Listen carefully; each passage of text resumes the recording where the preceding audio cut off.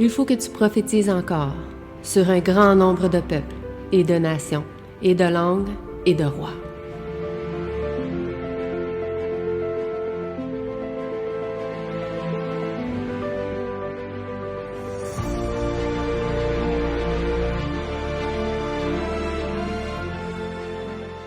Donc, bonjour à tous et à chacun ce sabbat matin. J'espère que vous allez bien en cette journée de joie et de gloire pour notre Seigneur et pour notre Dieu. Donc, aujourd'hui, nous allons partager ensemble une autre leçon de l'école du sabbat, une autre parabole de Jésus-Christ et auquel on va se concentrer particulièrement sur l'ivraie. Puisque dans cette parabole, cette courte parabole, eh bien, Jésus vraiment parlait beaucoup du blé de l'ivraie. Et donc, nous allons nous concentrer sur l'ivraie, mieux comprendre c'est quoi, on sait un peu c'est quoi l'ivraie aussi, puisqu'on en a parlé la dernière fois.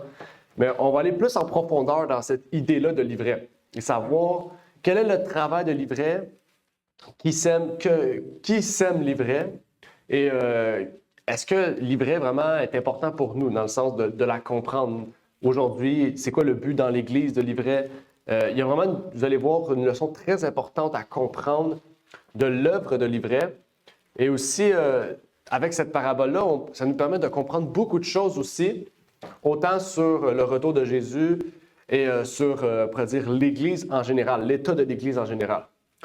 Donc, nous allons partager cela ensemble pour voir qu'est-ce que la Bible nous dit à ce sujet. Avant de commencer, nous allons bien sûr prier. Donc, prions.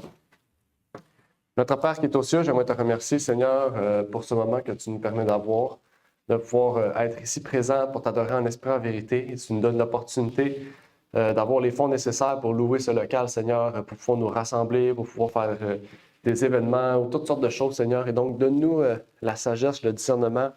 Et aussi, ouvre notre cœur et notre esprit, Seigneur, pour que nous puissions vraiment laisser ton esprit travailler en nous, Seigneur, pour que nous puissions être transformés, changés, Seigneur, selon ce que tu désires de nous, Seigneur.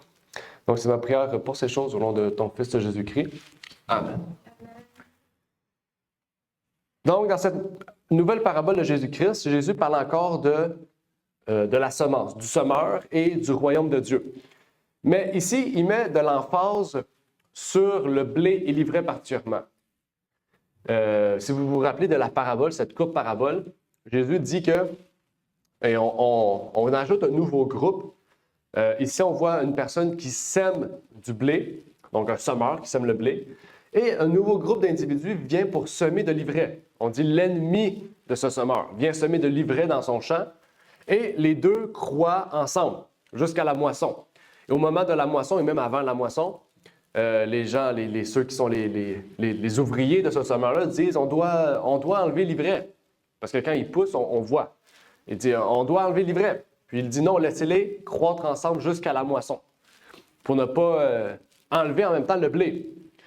Et donc, à la fin de cette parabole-là, eh bien, au moment de la moisson, eh bien, c'est à ce moment-là que le blé et l'ivraie sont séparés. Donc, on va vraiment se concentrer sur le blé et l'ivraie, sachant déjà qu'est-ce que le blé, puisqu'on sait que le blé, c'est la bonne semence, c'est qu'est-ce qui produit du fruit, du bon fruit. L'ivraie, pour ceux qui ne savent pas, l'ivraie, c'est quelque chose qui est un peu comme une mauvaise herbe, qui ressemble beaucoup au blé. C'est une forme d'imitation de blé. Okay? Mais on la remarque et on la différencie vraiment à sa maturité. Quand il arrive à sa maturité, c'est là qu'on remarque vraiment sa distinction. Okay? C'est un peu comme une mauvaise herbe. Je pense que si vous avez des jardins ou si vous avez une pelouse, vous avez remarqué sûrement des mauvaises herbes aussi qui sont présentes, qui sont des imitations de gazon. Vous avez sûrement remarqué, là, ils sont un peu plus épais, sont vraiment plus durs, sont plus solides. Mais ce n'est pas du gazon, c'est une mauvaise herbe. Okay? Mais quand on les laisse croître, là, on voit qu'ils se différencient. Comment? Par sa grosseur, sa forme, sa couleur.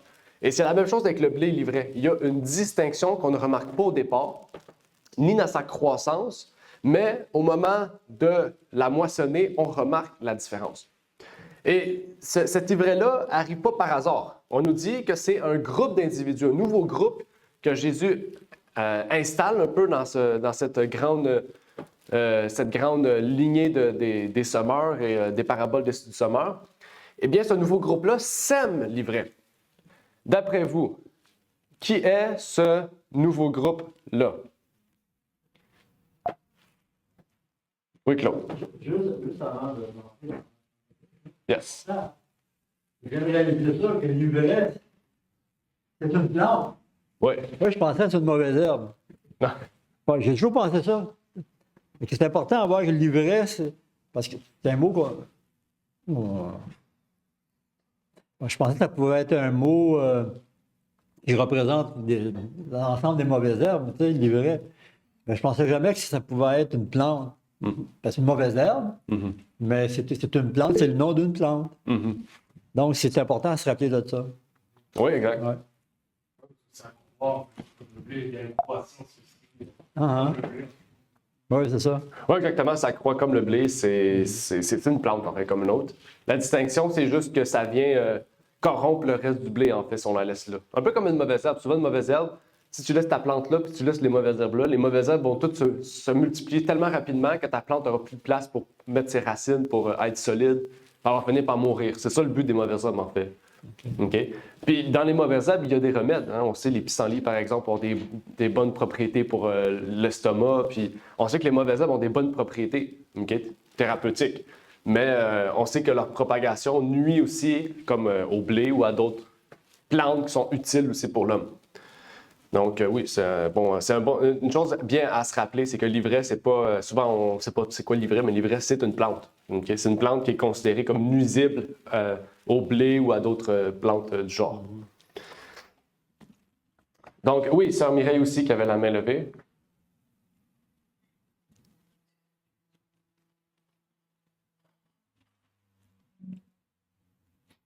Oui, sœur Mireille. OK. Oui. Excusez-moi, ça répondait à mon micro.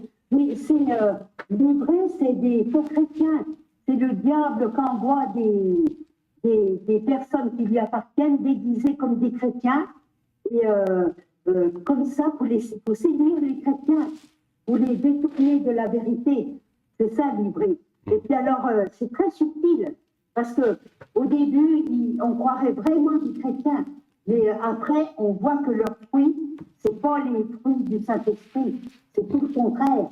Et en fait, eh ben, ils servent c'est le diable, il veut détruire par l'intérieur les vrais chrétiens.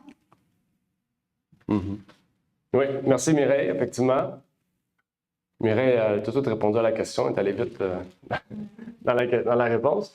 Mais effectivement, la question qu'on était supposé répondre, c'est qui est ce nouveau groupe de personnes qui sèment l'ivraie?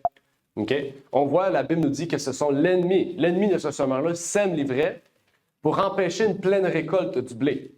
Donc, on sait que c'est pour corrompre le blé, okay? Pour qu'on puisse arracher le blé en même temps que l'ivraie. Okay? Mais bien sûr, le semeur, on sait que c'est Jésus, le chef de ses employés. Et on sait que Jésus a donné la sagesse pour ne pas arracher l'ivraie en même temps que le blé. Okay? Il y a une grande leçon dans cette histoire-là. Okay? Une grande leçon importante pour nous en tant qu'Église, c'est des fois, on va essayer, là, je ne veux pas aller trop loin, là, mais des fois, on va essayer d'arracher l'ivraie, mais on arrache le blé en même temps. Ça veut dire que des fois, on sait qu'il y a des gens qui ne sont pas de bonnes personnes dans l'Église, qui font l'œuvre de Satan, mais en voulant tout de suite les éradiquer, dans le sens, en tout de suite les rendre au silence, mais en même temps, on prend des personnes qui sont du blé et on les enlève aussi de l'Église. Okay? Donc, ici, ce que Jésus veut nous révéler, c'est qu'on doit être patient. On doit avoir de la sagesse. On doit attendre vraiment que leurs œuvres se révèlent. Comme la sœur Mireille l'a dit, on va voir les œuvres, ils ne vont pas produire les œuvres de Jésus-Christ. Ils ne vont pas produire l'œuvre, le fruit de l'esprit. Ils vont produire les fruits de la chair. Donc, on va tout de suite les remarquer quand ils vont produire ces fruits-là. Ça ne viendra pas de vous de les mettre dehors. Ça va être toute l'Église ensemble qui va dire qu'il y a un problème avec cette personne-là. Il nuit à l'ordre de l'Église, il nuit à l'amour qui règne dans l'Église. OK? Et c'est intéressant parce que la leçon nous le révélait dans Matthieu 13, 39. On a la réponse à notre question. Ça dit « L'ennemi qui l'a semé, c'est le diable. La moisson, c'est la fin du monde. Et le moissonneur sont les anges. » Et juste le fait de comprendre aussi la moisson, ça nous amène aussi à mieux comprendre le livre de l'Apocalypse. Je ne sais pas si vous le saviez, mais dans le livre de l'Apocalypse, on parle beaucoup de la moisson, des moissonneurs, du semeur tout court, du semeur, des moissonneurs, de la moisson. On lit souvent ces choses-là. Okay? Donc, ça veut dire que pour comprendre le livre de l'Apocalypse, par l'étude de ces paraboles-là, ça nous permet de comprendre ce livre-là. Okay? Donc, c'est important de le comprendre. En particulier, Apocalypse 14, okay? À partir du verset 13 jusqu'au verset 20, on parle de la moisson, du moissonneur. Okay? Puis ça nous amène à comprendre, en fait, qu'est-ce qui se passe ici. Okay? Et ici, il y a une différence intéressante aussi à remarquer. Vous avez remarqué, dans les dernières fois, on avait parlé des types de sols qui existent. Je ne sais pas si vous vous rappelez des types de sols qui existaient sur le bord du chemin, dans le sol pierreux. Il y avait la bonne terre. Ici, de quel type de sol qu'on parle? La bonne terre. La bonne terre, parce que ça pousse. Okay, ça pousse correctement. Ici, ce que je veux vous dire, c'est que la bonne terre ici, parce qu'on ne pourrait pas dire, la parabole ici parle du monde. On ne peut pas, parce que la bonne terre ne représente pas le monde. La terre ici ne représente pas le monde. Okay, elle représente l'Église. La bonne terre représente l'Église, puisque le blé est mis dans la bonne terre et l'ennemi vient semer de l'ivraie. Okay? Donc, ça veut dire que dans l'Église, il va y avoir des gens qui vont être, comme Sœur Mireille l'a dit, qui vont se dire être chrétiens, qui vont se faire baptiser, qui vont croire au même message, mais qu'en croissant, ils ne vont pas développer les mêmes fruits. La question qu'il faut se poser, c'est pourquoi? Pourquoi des personnes qui croient au même message, qui se font baptiser comme nous on se fait baptiser, mais qui croient de différentes manières que certains d'entre nous? La question, c'est ça. Aujourd'hui, c'est ce qu'on va parler. Pourquoi? Qu'est-ce qui fait en sorte qu'ils croient, mais qu'ils ne deviennent pas du blé, mais de l'ivraie? C'est ça la question. OK? On va en parler dans quelques instants. Il y a deux classes intéressantes, encore une fois, que la Bible nous révèle dans Matthieu 13, 38. Ça dit, le champ, c'est le monde. La bonne semence, ce sont les enfants du royaume. L'ivraie, ce sont les enfants du malin. Donc, on voit ici que Jésus prend ce gros parallèle-là qui existe entre le blé et l'ivraie, en parlant du monde. Il dit que dans le monde, il y a du blé et de l'ivraie. Mais on sait ici que, aussi, dans l'Église, il y a aussi du blé et de l'ivraie. OK? Et c'est là aussi qu'il y a un parallèle important entre ce qu'il y a dans le monde va se répercuter aussi dans l'Église. OK? Puis c'est tout à fait normal. Paul, je pense que Paul, vous le savez, Paul en parle. Il a écrit ses épîtres justement parce qu'il y a des situations comme ça qui existent. OK? Donc, c'est pas pour rien. OK? Et c'est intéressant parce que la Bible décrit deux classes. Il n'y a pas trois classes. Il y a deux classes. OK? Pourtant, dans l'Apocalypse, on dirait qu'il y a trois classes. On dit ceux qui sont froids, ceux qui sont tièdes, puis ceux qui sont bouillants. OK? Mais pourtant, il y a deux classes qui existent. Donc, ça veut dire que dans les trois classes décrites dans l'Apocalypse, il y en a deux qui sont pas dans la même situation, mais qui se retrouvent dans le même panier. Je ne sais pas si vous comprenez. Ça veut dire que, par exemple, la tiédeur et le froid se retrouvent à la même place. OK? Leur état spirituel les mène à la même place. Tandis que le fait d'être bouillant, c'est ceux qui sont vraiment les enfants de Dieu. OK? Donc, une question maintenant que j'aimerais vous poser, c'est dans l'Église, comment on peut voir que dans l'Église, ces choses vont arriver? Comment, d'après vous, dans l'Église, ces gens qui existent, le blé l'ivraie, va se répercuter? Comment dans l'Église on peut voir ces répercussions-là du blé de l'ivraie qui grandissent dans l'Église, qui croissent dans l'Église? Comme William dans le premier revenu. Oui. OK. Dans les adventistes, là, le coup, c'est comme des red balls. Oui, effectivement. OK. David a pris l'exemple de M. G. Le plus notre sujet. Ouais. Les noms, Ah, On peut provoquer du désordre dans l'Église. Oui, on peut provoquer du désordre dans l'Église, effectivement. Je viens de voir le mot ivraie. Mhm. Anciennement, son nom, c'était Zizanie. Ah, OK. C'est spécial. Intéressant. Oui, Zizanie. Intéressant. OK. Le désordre dans l'Église. Bon, vous savez, le désordre, c'est l'inverse de Dieu. Hein? Ça dit Dieu est un Dieu d'ordre. C'est ce que dans Corinthiens, on nous dit. Donc, quand on dit désordre, zizanie, tout de suite, il y a quelque chose. OK? Qu'est-ce que Satan pourrait faire d'autre dans l'Église? On a parlé de ceux qui sèment des fausses doctrines ou qui parlent mal de messages. OK? Le commérage. Des faux pasteurs. OK? Justement, hier, on a parlé du commérage. Commérage, OK, on va parler aussi tantôt. On a parlé de zizanie, de désordre, de ceux qui sèment le trouble. OK? Semer le trouble, c'est pas juste chercher la personne de provoquer, c'est le fait aussi sachant qu'est-ce que l'Église pense, de faire exprès de mettre des piqûres, des aiguilles où ce qu'il faut. Tu sais. On en avait parlé aussi brièvement, mais les jésuites, si on n'est pas dans Les jésuites, OK. Un type de classe. Monsieur G, non, ça. Ouais, la classe de jésuites, OK. Ceux qui travaillent à détruire l'œuvre de l'intérieur. Ouais. Quoi d'autre? Qu'est-ce qui pourrait arriver dans l'Église aussi? Comme œuvre de Satan. Des mensonges qui se racontent. OK, des mensonges, des faux, on dit des faux témoignages. Ouais. Des histoires qui ne sont pas vraies, ou créer une histoire, quelque chose qui est vrai, puis on l'amplifie pour élever la situation puis dégrader la personne. Des choses qui vont arriver aussi. Là, on n'est peut-être pas beaucoup, là, mais ça va arriver. OK, sûr qu'on va être une trentaine, ça va arriver, c'est sûr. C'est sûr. Ouais, tout ce qu'on parle là, ça va arriver. Là, c'est parce qu'on se connaît bien, on est proches, puis mais. Hein? Ah, inquiète-toi pas, ça va arriver. Ça va arriver à coup sûr. Maintenant, il faut savoir comment agir. Ça va arriver à un moment donné. Hein? Je pense que ça va arriver. Oui, c'est sûr qu'il va y avoir des situations comme ça qui vont arriver. Avant qu'on ait l'église ici, quand les parents ramenaient étaient là, il y était une trentaine de personnes, puis ça arrivait. OK? C'est juste pour pas que vous soyez surpris, tu sais, que ça arrive. Non, ça va arriver. Parce que la Bible en parle. C'est sûr qu'il faut s'en attendre. OK?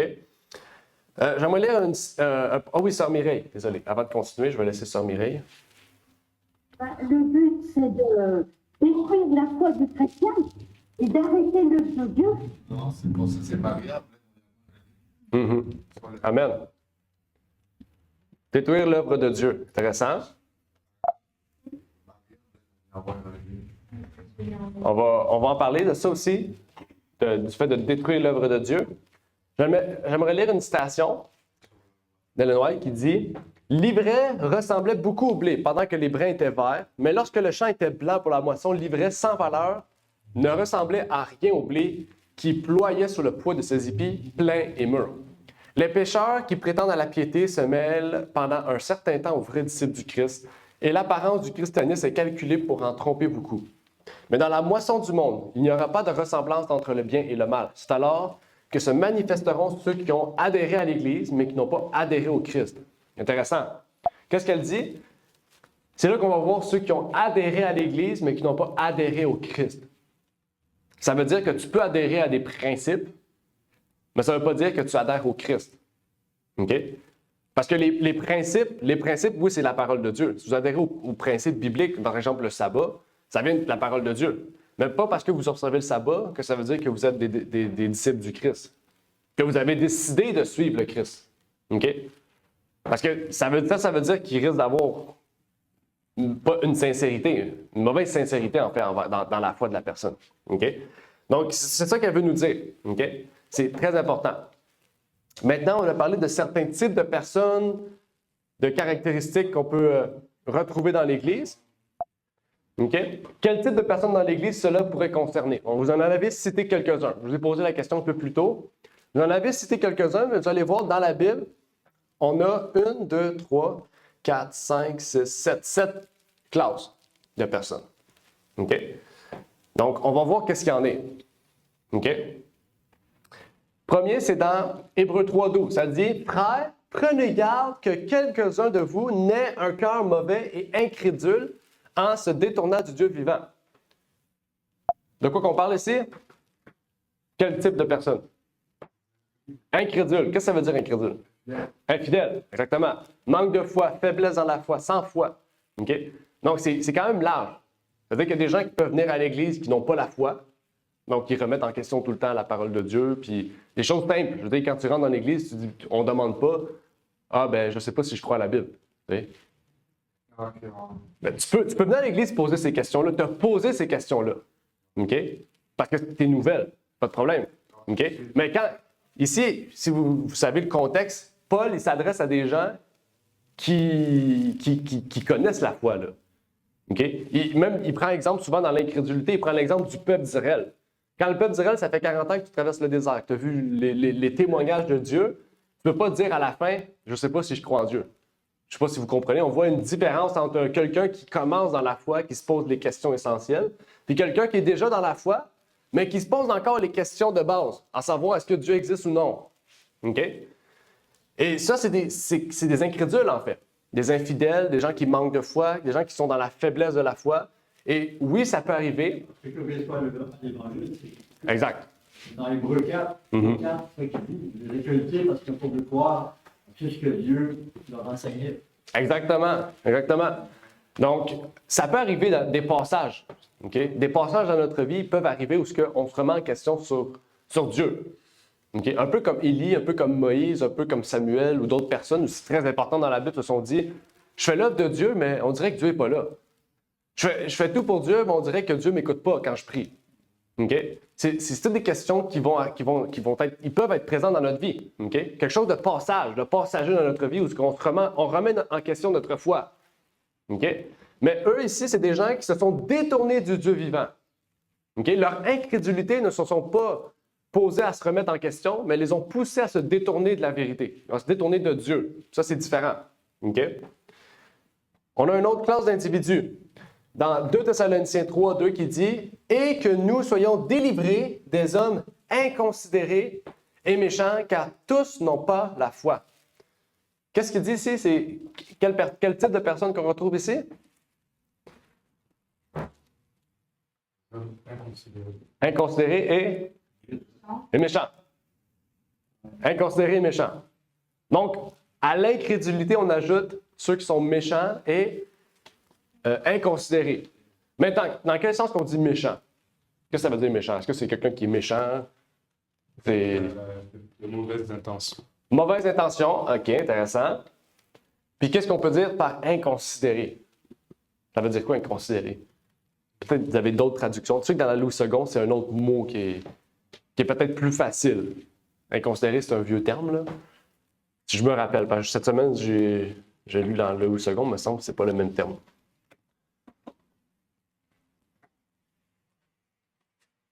C'est 2 Thessaloniciens 3.2.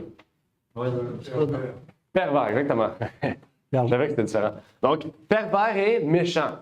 Intéressant.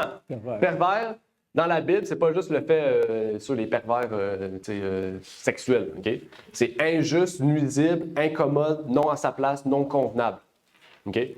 Quelqu'un de pervers, c'est quelqu'un qui publiquement se tient pas aux normes du statut social. Okay? Exactement. Okay? C'est ça. Okay? Et méchant, on a parlé de mauvais, il cause la peine et difficulté. Okay? Donc, c'est des gens qui amènent des difficultés, qui est mauvais. C'est-à-dire, comme on a pu voir, il parle mal des frères, ou il est vraiment dans le but juste d'amener les choses mauvaises dans l'Église. Okay? Donc, on voit ces deux classes de personnes. Okay? Incrédule, méchant et pervers, ou on peut dire inconsidéré. Okay? Maintenant, un troisième. 1 Corinthiens 5, versets 9 à 13. « Je vous ai écrit dans ma lettre de ne pas avoir de relation avec les impudiques. Non pas absolument avec les impudiques de ce monde, ou avec les avares et les ravisseurs ou les idolâtres, autrement, il vous faudrait sortir du monde. » Vous êtes d'accord? OK? Mais ce que je vous ai écrit, c'est que si quelqu'un qui se nomme frère est impudique, ou avare, ou idolâtre, ou médisant, ou ivrogne, ou ravisseur, vous n'ayez pas de relation avec lui, vous ne mangerez pas. Même avec un tel homme, en effet, qu'ai-je à juger ceux du dehors? N'est-ce pas à vous de juger ceux du dedans? Quant à ceux du dehors, Dieu les jugera. Ôtez donc le méchant du milieu de vous. Ici, c'est un message puissant. Okay? Elle dit ici, ça prend l'exemple de Jésus. Les Juifs, ils critiquaient Jésus parce qu'ils allaient voir les adultères, ils allaient voir... Ici, Paul, il dit, c'est pas ceux du dehors qu'on doit juger, qu'on doit ne pas vivre, ne pas être côtoyer ces gens-là, parce qu'on travaille, on va dans la rue. Okay? Sinon, il dit, sinon, il faudrait qu'on soit caché dans une grotte. Non, c'est ceux du dedans. Donc, si parmi nous, il y a des idolâtres, des gens, etc., toute cette liste de personnes, qu'est-ce qu'on doit faire? Se séparer d'eux. Okay? Comment on les appelle, cette classe de personnes-là? Question pour impudique. Oui, vas-y. Impudique, c'est-tu quelqu'un qui ne s'habille pas correctement ou ça peut être aussi quelqu'un qui couche avec des personnes sans être marié? Ça, c'est immoral. Quelqu'un d'immoraux, c'est quelqu'un qui va commettre des actions, mettons, sexuelles, comme tu as dit, en dehors du mariage. Ça, c'est Mais impudique, oui, c'est quelqu'un qui impudique, parce que c'est l'inverse d'être pudique. Donc, ça peut être dans la façon qu'il parle. La façon qu'on parle, on peut être impudique. Ouais. La façon qu'on s'habille aussi, on peut être impudique. La façon qu'on agit aussi, on peut être impudique. OK? La pudicité, c'est le fait qu'on respecte les autres. Parce que souvent, on oublie ça. OK? La façon qu'on s'habille, c'est la façon qu'on veut se montrer aux autres. OK? C'est la façon qu'on veut que les gens nous voient. Donc, si on s'habille puis on montre la nudité, pour ceux qui ne savent pas, dans la Bible, la nudité, c'est le cou jusqu'au genou. C'est comme ça que la Bible appelle la nudité. Quand Dieu dit au prêtre, elle dit de votre torse jusqu'au genou, cachez vos reins jusqu'au genou. Les reins dans la Bible, c'est le torse, si on trouve le mot rein. Ça dit cachez-vous. Par exemple, si tu ne caches pas ces parties-là, tu es impudique. C'est ça que la Bible dit. Fait que si tu es impudique, ça veut dire que tu veux que les gens, tu n'as pas de respect envers les gens. Dans le sens, tu n'as pas de respect envers les gens, de la façon dont les gens te regardent. Okay? Mais ça va être la façon que tu parles aussi. La façon que tu parles, les mots que tu utilises, tu n'as pas de respect. Tu n'as pas de respect envers les gens. Ça, c'est impudique aussi.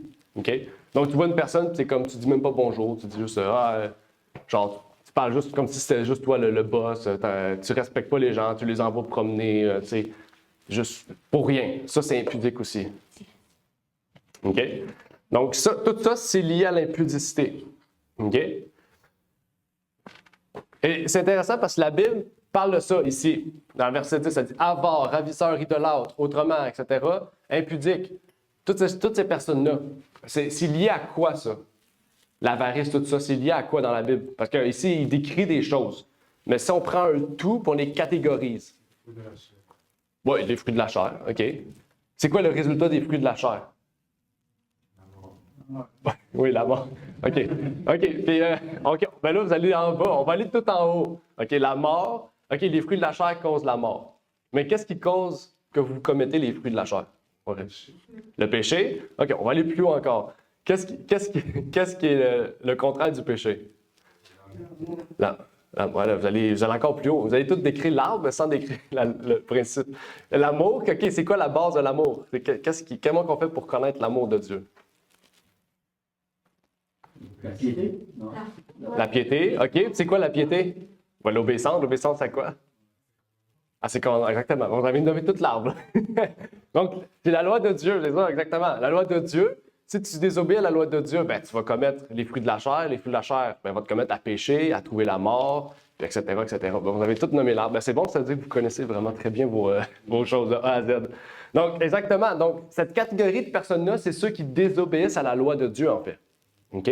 Mais c'est pas n'importe qui. Dieu ne dit pas, c'est pas les gens du dehors qui désobéissent à la loi de Dieu que vous devez ne pas vivre avec ou ne pas côtoyer ces gens-là. Non, c'est ceux du dedans qui connaissent la loi de Dieu, mais qui la désobéissent. Je ne sais pas si vous comprenez. C'est ça que Paul dit. Quelqu'un qui sait c'est quoi l'idolâtrie puis qui reste dans l'idolâtrie, c'est quelqu'un que vous ne pouvez pas côtoyer. Parce qu'il est volontairement dans le péché. Puis dans la Bible, il y a quelque chose de clair. Il parle des péchés involontaires et des péchés volontaires. Okay? C'est la même chose ici qu'il reflète, mais il l'a vulgarisé. Il a comme fait un témoignage. Okay? Il a rendu un exemple de ce qui est. Prochain. C'est-tu lui? C'est lui. 2 Thessaloniciens 3:6. Frères, nous vous recommandons au nom de notre Seigneur Jésus-Christ de vous éloigner de tout frère qui vit dans le désordre et non selon les enseignements qu'il a reçus de nous. Bon, tantôt, c'est Claude qui avait parlé de ça, hein, du désordre. La zizanie. Exactement. Donc ici, de qui qu'on doit fuir? Nous éloigner de ceux qui vivent dans le désordre. Okay? On ne parle pas juste de ceux qui sont désordonnés dans le sens dans leur maison. Okay? Malgré que ça peut être un témoignage de comment eux ils sont aussi, okay? Dans leur vie et dans leur tête, on peut dire. Mais désordonné dans la Bible, c'est irrégulier, démesuré, déviant de l'ordre prescrit ou des règlements. OK? Donc, parce que pour ceux qui ne savent pas, dans la Bible, il y a un ordre. Que ce soit dans l'Église, dans la vie, dans notre maison, peu importe. Et ceux qui sont en désordre dans leur vie, ils vont être en désordre dans l'Église. ils ne vont pas comprendre les principes de l'Église. OK? Parce que dans la Bible, dans Matthieu, Jésus parle de principes d'Église. Hein? Vous savez, il dit, s'il y a un problème contre ce frère-là, allez vers un autre, ce frère-là, dites-lui. Si ça ne marche pas, amenez 2 ou 3 témoins, que ça devant l'Église. Il y a même d'autres choses, OK?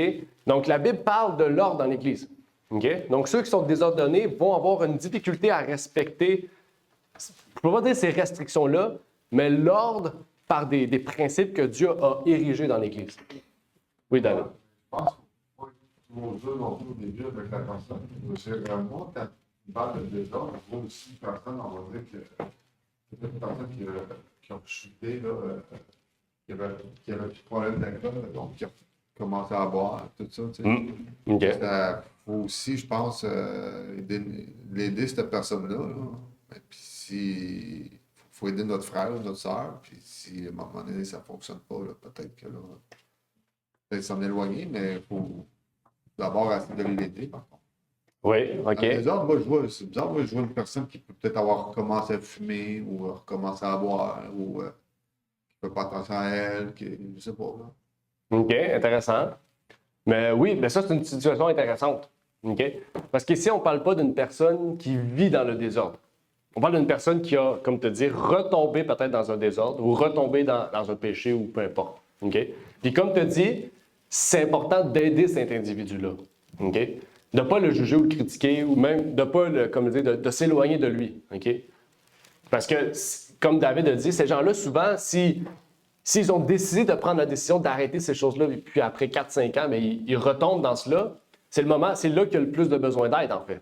C'est pas là qu'il y a moins besoin d'aide de nous, non, c'est là qu'il y a le plus besoin d'aide. OK? Parce que aussi, les fruits qu'il a fait dans le passé vous prouvent, en fait, qu'il a voulu arrêter ces choses-là. OK? Donc, comme David a dit, l'exemple qu'il a cité, c'est un exemple très important où on doit vraiment être présent envers ces gens-là qui retombent dans le péché ou dans un certain péché auquel l'Église sait qu'il l'était avant puis qu'il s'en est débarrassé ou quitté. Okay? Peu importe le type de péché, hein, c'est pas juste la cigarette ou l'alcool, il y a plein d'autres types de péchés qui pourraient exister auxquels on doit être présent pour ces gens-là. OK? Mais avec ce verset-là, comme vient de dire, Yes.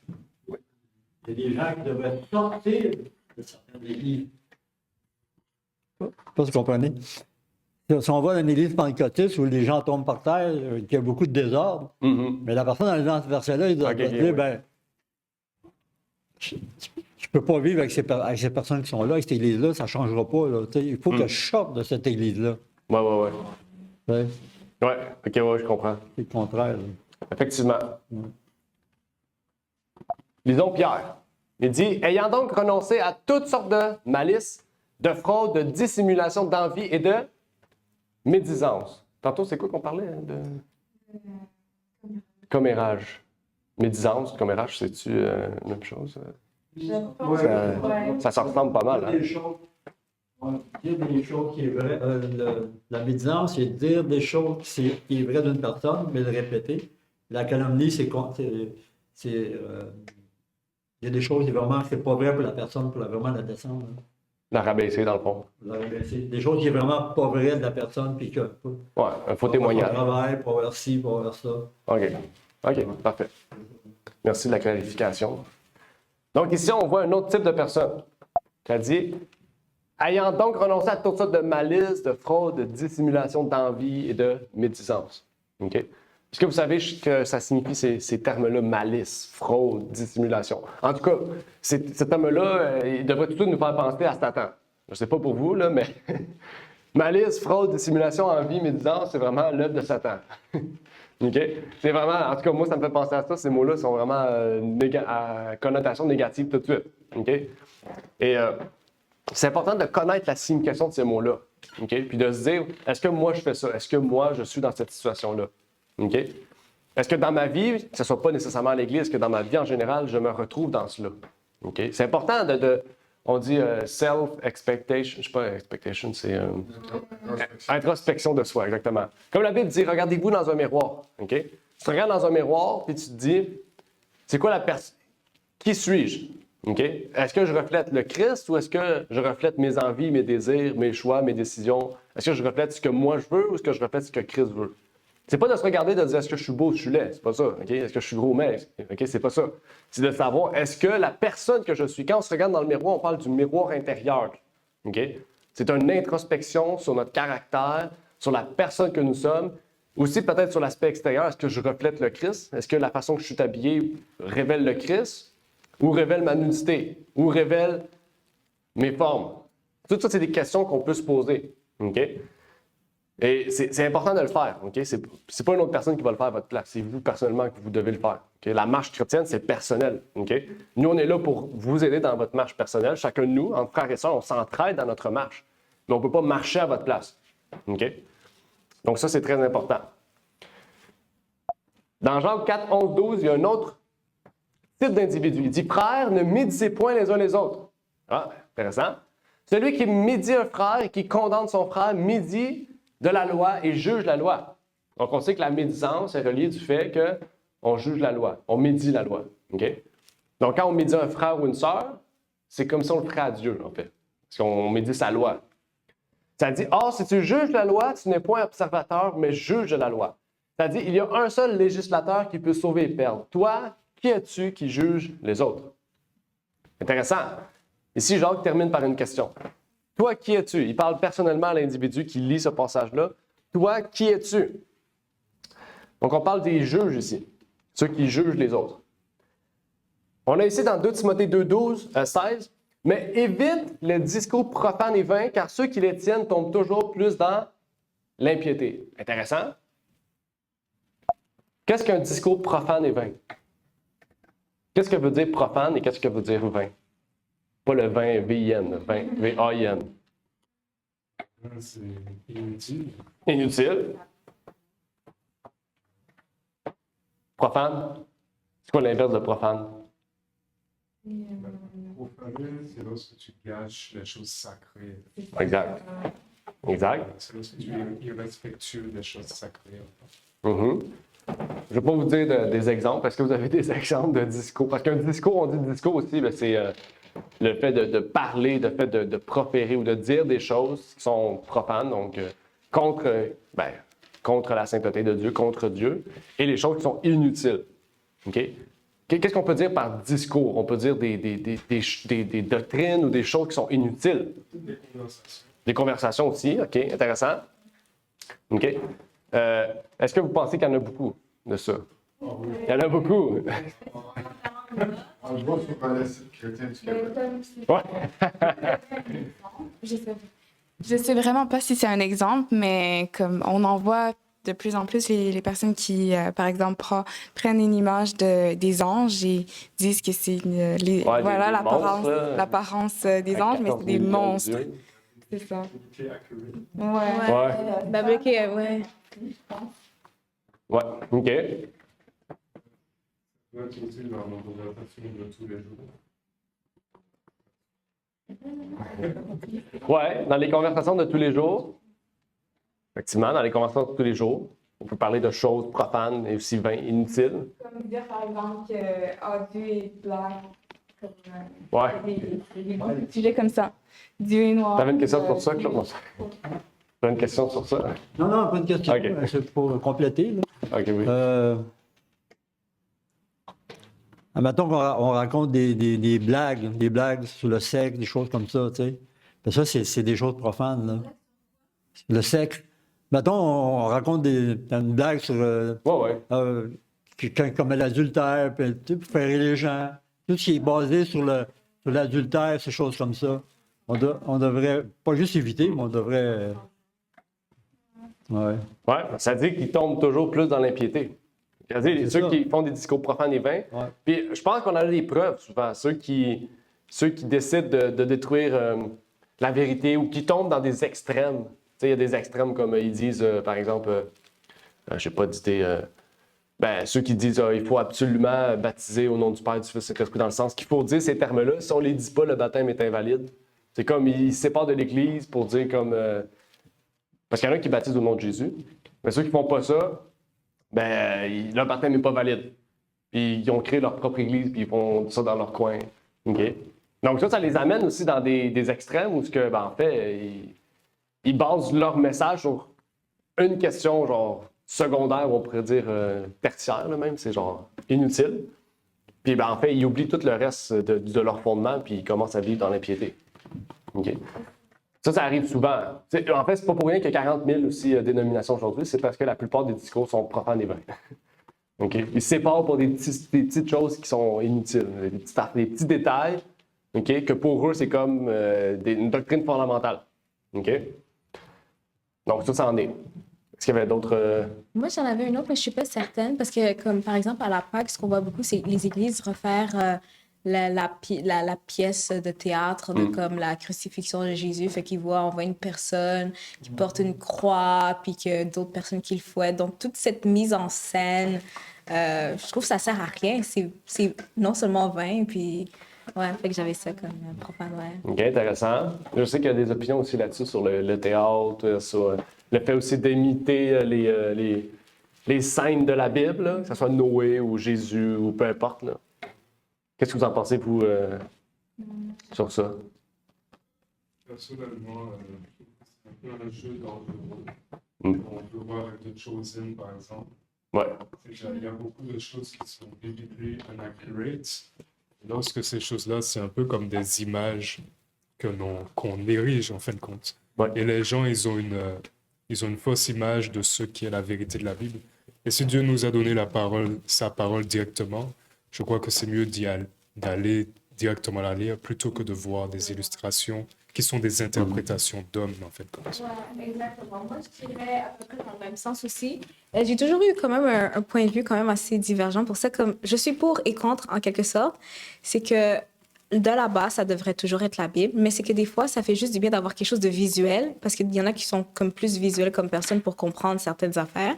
Puis, quand j'ai regardé le premier épisode, par exemple, de Chosen, je me souviens, puis ça m'avait fait comprendre l'état vraiment d'Israël pendant que l'Empire romain était comme au contrôle. Puis, j'avais jamais eu cette comme compréhension. Vraiment, j'ai fait, OK, c'était vraiment plus terrible que ce que je le pensais.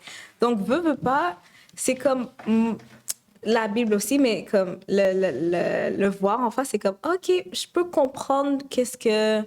En tout cas, c'est pour ça que je suis un peu comme pour et contre dans ce sens-là, mais côté visuel, je suis pour, c'est tout. Mais pas pour qu'on prenne ça comme si c'était la nouvelle Bible, puis qu'on fasse, OK, mais selon Chosen, il est écrit, en tout cas, il est vu, je sais pas comment on dirait ça comme ça, là.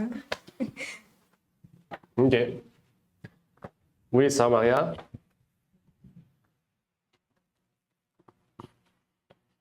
Merci frères et sœurs. Bonjour à tous.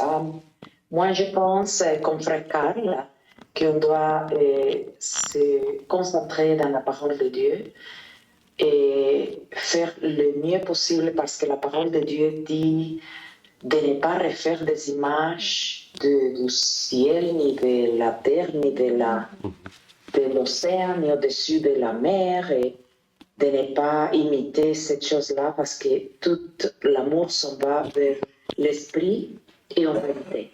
Alléluia. Béni soit le plus haut, c'est tout.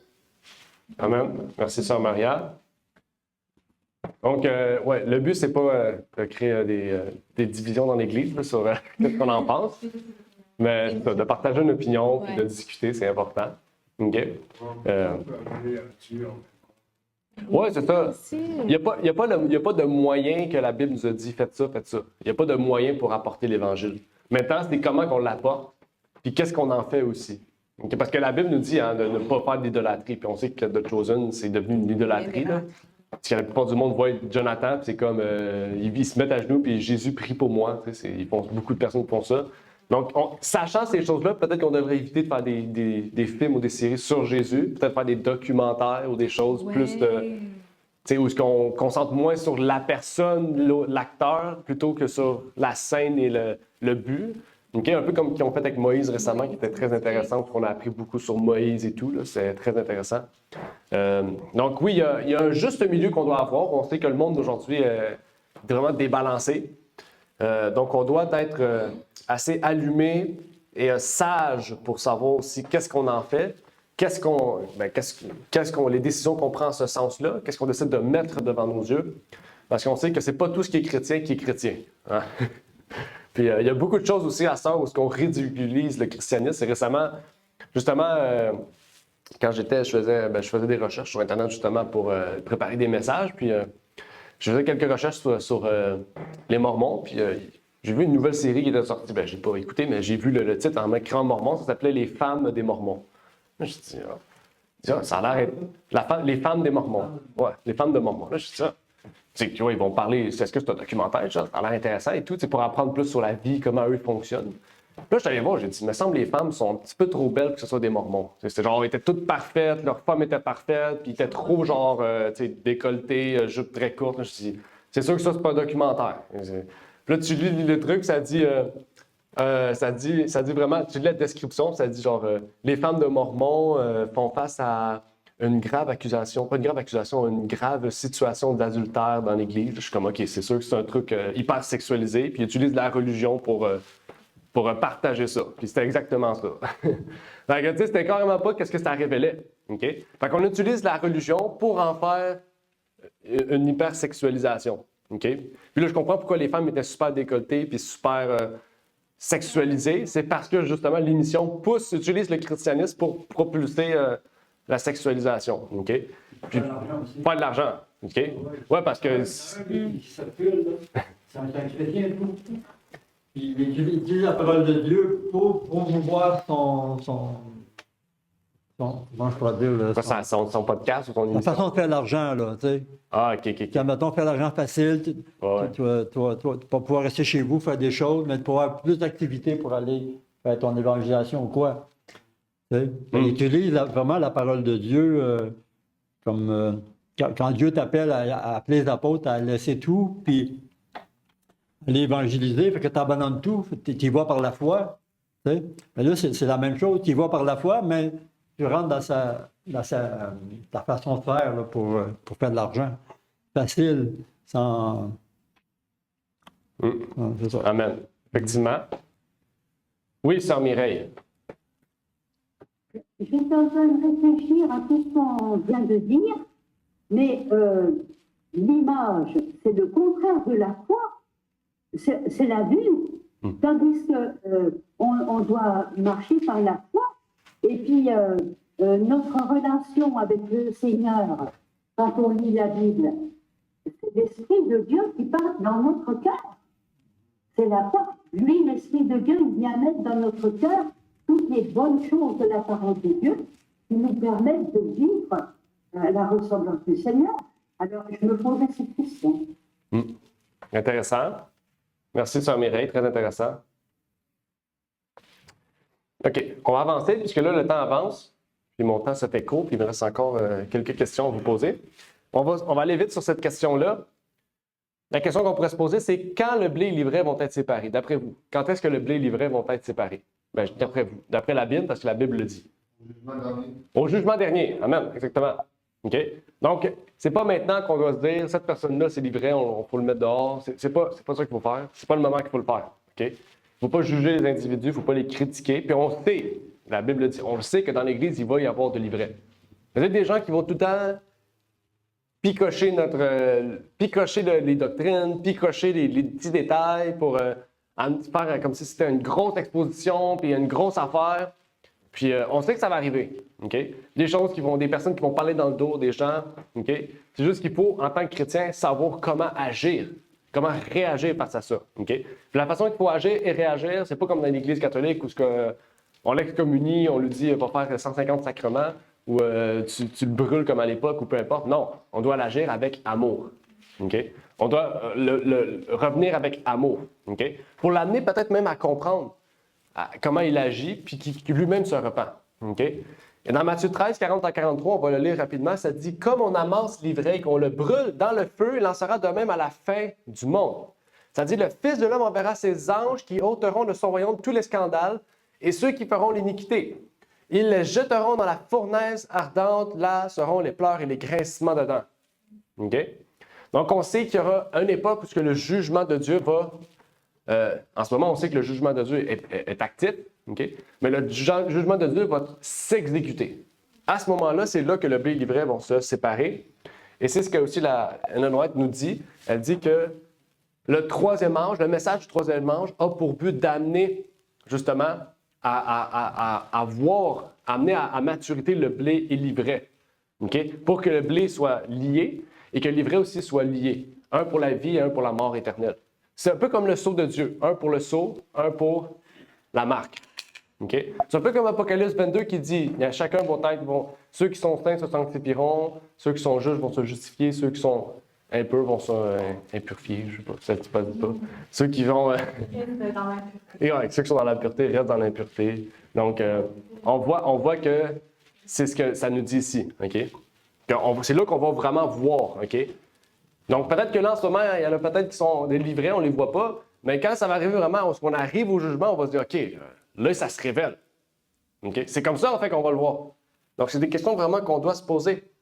Parce que Dieu veut que nous soyons du blé. Il dit dans Jacques 1, 2 à 4, « Frères, regardez comme le sujet d'une parfaite joie les diverses tentations qui vous arrivent. » Pas pour que vous succombiez dedans, c'est pas ça le but. C'est-à-dire, sachant que l'épreuve de votre foi produit la patience, mais que la patience ait une efficacité parfaite, afin que vous soyez parfaits et accomplis, ne manquant de rien. Donc, souvent, on fait face à des situations de la vie où on dit « Wow, c'est difficile. » Ça, c'est des épreuves. Mais quand on fait face à des difficultés de la vie, ce sont des épreuves. Quand on fait face à des tentations de la vie, c'est que Satan vient voir nos sentiments et nous attirer dans un but de péché. Nous sommes faits de chair. Okay? Nous sommes des hommes charnels. Okay? Puis quand, je sais pas, il y a un club où on entend une bonne musique, on a le goût de dire, j'ai le goût d'entrer et aller danser sur cette bonne musique-là.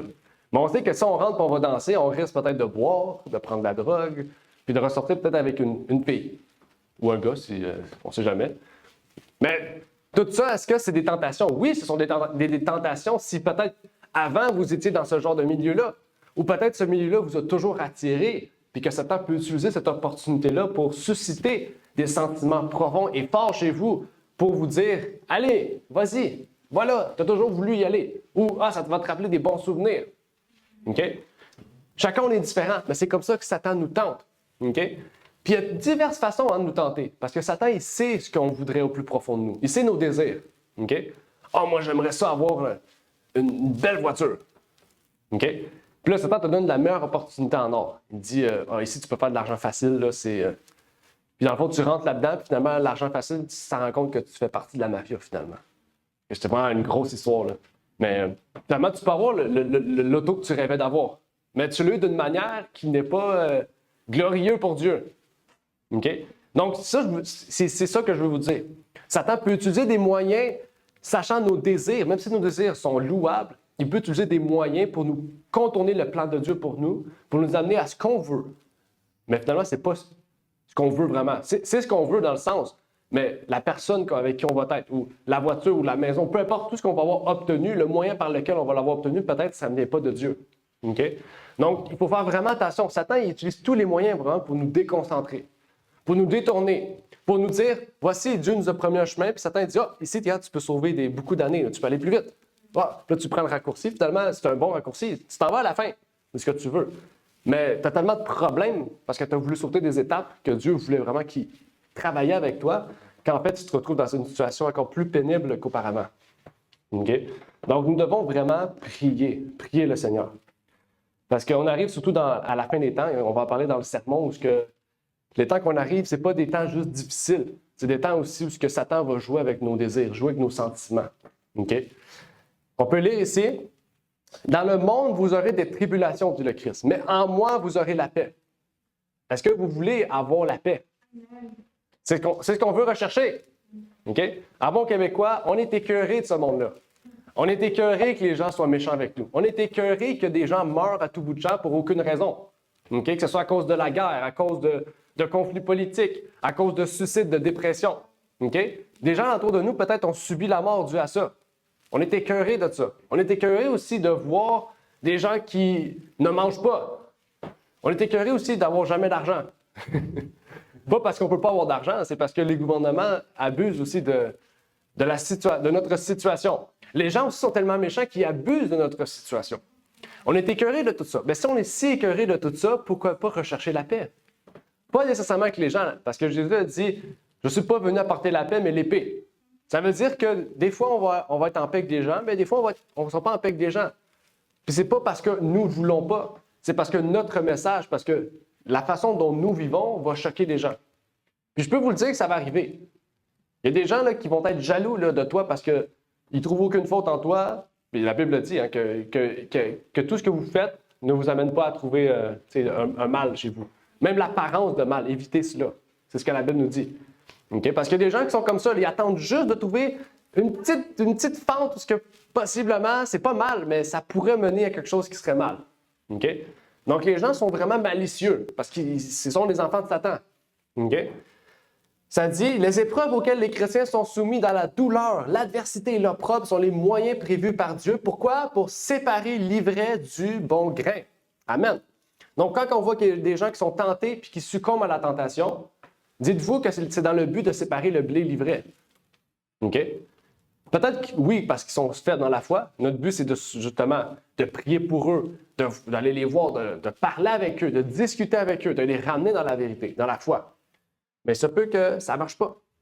C'est-à-dire notre orgueil, notre égoïsme, nos mauvaises passions et notre amour des plaisirs de ce monde doivent tous être vaincus. C'est pourquoi Dieu nous envoie des afflictions pour nous mettre à l'épreuve et nous montrer que ces mots existent dans notre... Oups, désolé, je ne peux rien afficher. Dans notre caractère.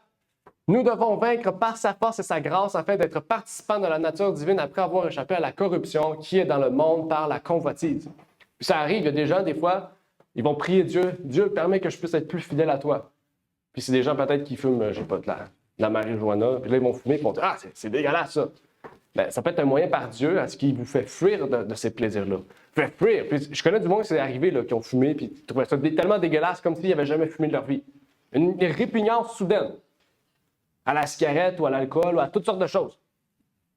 Ça dit « Car notre légère affliction, dit Paul, qui n'est qu'un moment, produit pour nous un poids de gloire beaucoup plus grand et plus éternel, tandis que nous regardons non aux choses visibles, mais à celles qui ne le sont pas. Car les choses visibles sont temporelles, mais celles qui ne le sont pas sont éternelles. Les afflictions, les croix, les tentations, l'adversité et nos diverses épreuves sont les ouvriers de Dieu pour nous raffiner, nous sanctifier et nous préparer à la moisson céleste. » Et ça, c'est une autre question qu'on peut se poser. Puis je pense que vous le savez aussi. On peut regarder les mêmes personnes. On pourrait dire les personnes qui ont la même âge que nous. On sort de la même école. On a fait le même diplôme. Mais ces gens-là, 5 ans après, ils ont une belle maison, une belle auto, une belle famille. Puis nous, on est encore chez nos parents. Là, on se dit « Wow, ma vie, c'est vraiment chaotique. Ma vie, c'est vraiment de rien. Ça vaut pas la peine. OK? » Quand cette personne-là, à 5 ans, est rendue loin, puis moi, je suis encore là, je travaille chez McDo, je sais pas. J'ai une histoire qui pourrait exister, une situation. Puis on se dit, qu'est-ce que Dieu veut de moi? Qu'est-ce que je dois faire? Qu'est-ce que je fais? OK? Mais la question qu'on doit se poser, c'est peut-être, qu'est-ce que Dieu travaille chez vous? Ces gens-là, ils font juste leur vie. Ils n'ont pas de Dieu. Ils font leur vie. Ils suivent leurs désirs, leurs inclinations. Tandis que vous avez pris la décision de suivre Dieu. Puis peut-être la situation dans laquelle se trouve là est une manière auquel Dieu veut vous former pour quelque chose de plus glorieux. Ça ne veut pas dire que Dieu n'a pas oublié votre situation. Ça veut peut-être dire que Dieu travaille sur votre caractère pour vous donner la même situation de cet individu-là, mais qu'elle soit durable. Peut-être que cette personne-là, à 25 ans, s'est mariée, a des enfants, une belle maison, mais que dans 5 ans, sa femme va le divorcer, va voler la moitié de la maison de désoture, va partir avec les enfants, puis la personne va se retrouver dans une grande dépression. Mais que vous, dans 10 ans après, vous allez retrouver dans la même situation que cet homme-là, mais sous la grâce et la gloire de Dieu. Donc, vous allez être comment? Beaucoup plus heureux que cette personne-là. Pourquoi? Parce que vous avez cherché d'abord le royaume de Dieu et sa justice et non pas votre désir. Ça ne veut pas dire que vos désirs ne sont pas importants. Ça veut juste dire que vous les avez soumis à Dieu pour que Dieu soit le tuteur de vos désirs. Et non pas inversement, que vous soyez le tuteur de vos désirs. Vous avez laissé Dieu être le tuteur de vos désirs. OK? Ça, c'est très important. OK? Parce que c'est comme ça que Satan travaille. Il va vous donner des raccourcis, il va vous donner des endroits où aller, puis vous allez vous retrouver dans un chemin, puis vous allez dire « Oh, qu'est-ce que j'ai fait? » Là, vous allez peut-être plus pouvoir reculer. Vous avez été trop loin dans ce que vous avez fait. Et tout ça pour but de nous sanctifier et nous préparer à la moisson céleste. Ça va être une joie pour nous de savoir cela, que Dieu veut que nous soyons du blé et non pas de l'ivraie. Okay? Il veut que nous soyons une plante forte et ferme, que nous produisions du fruit, pas des fruits, du fruit de l'esprit. Okay? Le fruit de l'esprit, pas les fruits de la chair. Il veut qu'on produise le fruit de l'esprit, qui est la paix, l'amour, la bienveillance, bon, vous savez, tout le reste, la tempérance, etc. Okay? C'est ce que Dieu veut que nous puissions produire. Donc, ça met fin à la leçon. Là, désolé, j'ai vraiment dépassé de mon temps. C'était assez important de partager cette leçon. Est-ce qu'il y avait des questions? Un commentaire ou une question avant de terminer? Parce que vous avez très discuté aujourd'hui. Ça, c'est correct, c'est bien ça. Tantôt, on a parlé de discours en vain. Ouais. Ça m'a revenu par après. C'est pas vraiment des discours en vain, mais les jurons ici, on pourrait dire que c'est. Ben, tantôt, on a parlé c'est impiété qu'on a parlé? C'est quoi qu'on a parlé? Non, c'était pas impiété. C'était ça, impiété? Ouais, c'est ça. Ben, dans ces choses-là, c'est ça. Parce que les jurons, ben, ouais, je comprends ce que tu veux dire. Parce que tu dis discours profane. Profane, c'est de parler des choses de Dieu, comme, tu sais, mettons, tabarnak. C'est une fête de Dieu quand même. Puis, on utilise ça pour quand on est mécontent ici au Québec. Je pense que c'est quand même. Ben, il y a tous les termes, là. C'est tous des termes de l'Église des mots en catholique. vain, quand même, je trouve. Et bibliques, pour certains. Ça m'est revenu par après. Parce que Il y a des choses qui n'identifient pas. Hein? C'est-à-dire des choses qui n'identifient pas. Ouais, non, c'est ça. Puis, démolir, ça n'identifie pas, ben, démolir pas. Ouais. C'est bon de le dire parce qu'ici au Québec, on a. Je sais pas pourquoi qui a commencé à sacrer, là, mais. Si on est Je connais pas l'individu, là.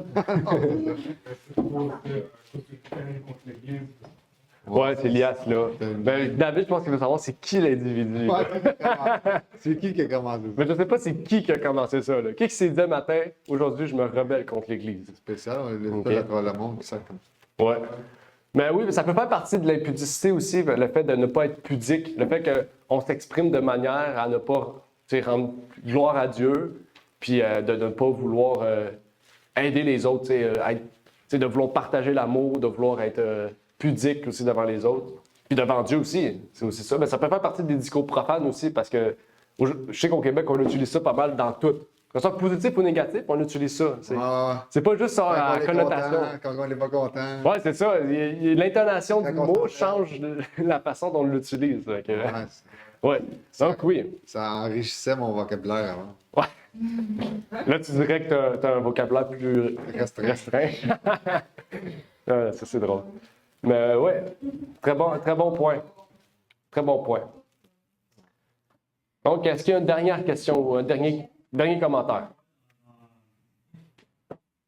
À parole de Jésus, à part de l'Église, à un moment donné, comme si elle a changé de cap, là, elle dit que l'Église a eu recours au pouvoir temporel. Et puis, suite à ça, ben, ceux qui croyaient, on peut venir à la petite compte, finalement, c'est ça, finalement. Puis, elle dit, ceux qui ne reconnaissaient pas les doctrines officielles ont été emprisonnés, torturés, mis à mort à l'instigation d'hommes qui prétendaient agir avec l'assentiment de Christ. Fait que l'Église de Rome, finalement, pour eux, le livret, c'était ceux qui étaient dans la bonne voie. C'était vraiment les vrais chrétiens qui ont... Ben, finalement, au lieu de garder le livret, ben, pour eux, s'ils auraient obéi à Dieu, il n'aurait pas tué tous ces groupes-là. Hein? Le livret et le blé étaient restés ensemble, mais sauf que les choses ont été inversées. C'est que le livret, c'était... voilà. Les choses étaient contraires, finalement. Oui, j'ai compris. Tu veux dire que le livret était ceux qui étaient fidèles au pape, et le blé, c'est ceux qui étaient persécutés. Qui étaient persécutés, oui, c'est ça. C'est ça que l'Église a fait, finalement. Oui, Elle a détruit le blé au lieu de reconnaître ce qui est tort. Eux, ils n'ont pas compris la parabole. Non, ils n'ont pas compris du tout. Là. Ben, ils l'ont peut-être compris, mais dans le sens littéral, il fallait vraiment les enlever. C'est ça, les trois petits n'auraient pas été éliminés s'ils auraient compris la parabole. Non. C'est ça. Exactement. Ils auraient reconnu peut-être leur tort aussi. Oui. Effectivement. Ben, merci à chacun de vous d'avoir participé. On va prier maintenant, parce que j'ai vraiment dépassé le temps qui était alloué. Donc, prions. Notre Père qui est aux cieux, merci Seigneur pour cette leçon que tu nous as permis d'avoir et ce guide de l'école Sabbat vraiment qui nous permet de grandir spirituellement et de mieux comprendre ta parole. Que tu puisses ouvrir notre cœur, notre esprit pour que nous puissions vraiment non seulement comprendre, mais peut-être faire une introspection de nous-mêmes, nous regarder dans le miroir de la foi, Seigneur, pour contempler, Seigneur, ce que tu veux pour nous et voir aussi peut-être nos désirs, nos péchés, nos choses, Seigneur, qui nous inclinent vers les choses mauvaises, les choses qui mènent à la perdition, Seigneur, et que nous puissions vraiment nous repentir et grandir et nous sanctifier, Seigneur, pour produire les fruits dignes du royaume, Seigneur. C'est ma prière donc pour ces choses au nom de ton Fils Jésus-Christ. Amen. Merci d'avoir écouté cette vidéo. Si vous désirez rejoindre l'œuvre au Québec, veuillez nous contacter par email à asjh1889 de Terrebonne à commercial@gmail.com et via Facebook à commercial asjh1889 de Terrebonne. Merci à vous et que Dieu vous bénisse.